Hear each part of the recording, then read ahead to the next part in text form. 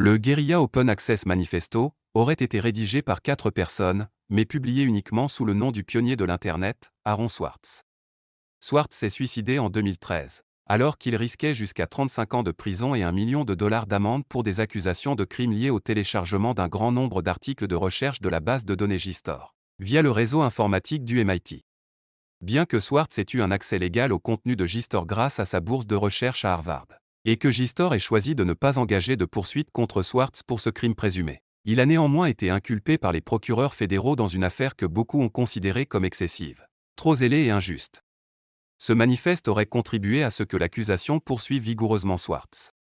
Vous pouvez en apprendre davantage sur Aaron Swartz dans le documentaire The Internet Soundboy, The Story of Aaron Swartz, ou poursuivre son combat en rejoignant Demand Progress, une organisation qu'Aaron a cofondée en 2010. Manifeste de guérilla sur le libre accès. L'information est le pouvoir. Mais comme tout pouvoir, il y a ceux qui veulent le garder pour eux. L'ensemble du patrimoine scientifique et culturel mondial, publié au fil des siècles dans des livres et des revues, est de plus en plus numérisé et séquestré par une poignée de sociétés privées. Vous voulez lire les articles présentant les résultats les plus célèbres des sciences? Vous devez envoyer des sommes énormes à des éditeurs comme Reed Elsevier. Certains se battent pour changer cette situation. Le mouvement pour le libre accès s'est battu vaillamment pour que les scientifiques ne cèdent pas leurs droits d'auteur, mais fassent en sorte que leurs travaux soient publiés sur l'Internet, dans des conditions qui permettent à tout le monde d'y accéder. Mais même dans les meilleurs scénarios, leur travail ne s'appliquera qu'aux choses publiées à l'avenir.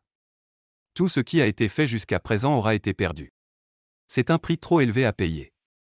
Obliger les académiciens à payer pour lire le travail de leurs collègues? Scanner des bibliothèques entières mais n'autoriser que les gens de Google à les lire? Fournir des articles scientifiques à ceux qui fréquentent les universités d'élite du premier monde, mais pas aux enfants du Sud? C'est scandaleux et inacceptable. Je suis d'accord, disent certains, mais que pouvons-nous faire? Les entreprises détiennent les droits d'auteur, elles gagnent d'énormes sommes d'argent en faisant payer l'accès, et c'est parfaitement légal. Il n'y a rien que nous puissions faire pour les arrêter.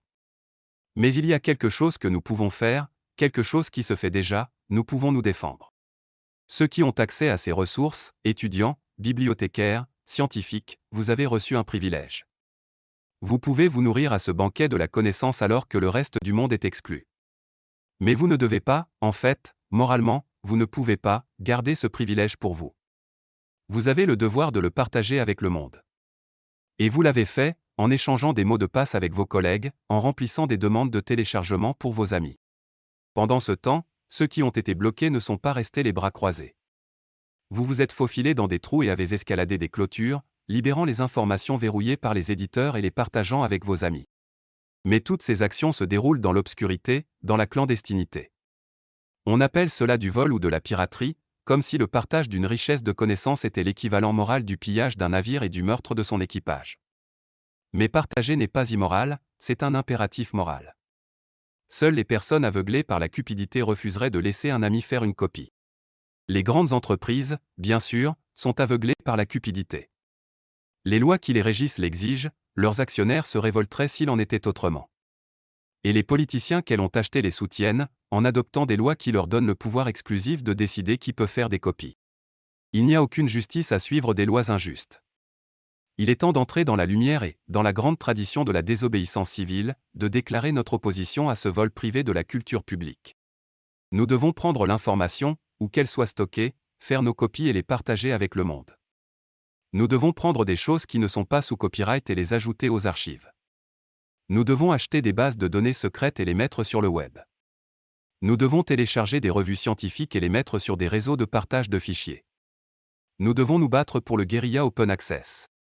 Si nous sommes assez nombreux, partout dans le monde, nous ne nous contenterons pas d'envoyer un message fort contre la privatisation de la connaissance, nous ferons en sorte qu'elle appartienne au passé. Nous rejoindrez-vous? Aaron Swartz, juillet 2008, Eremo, Italie.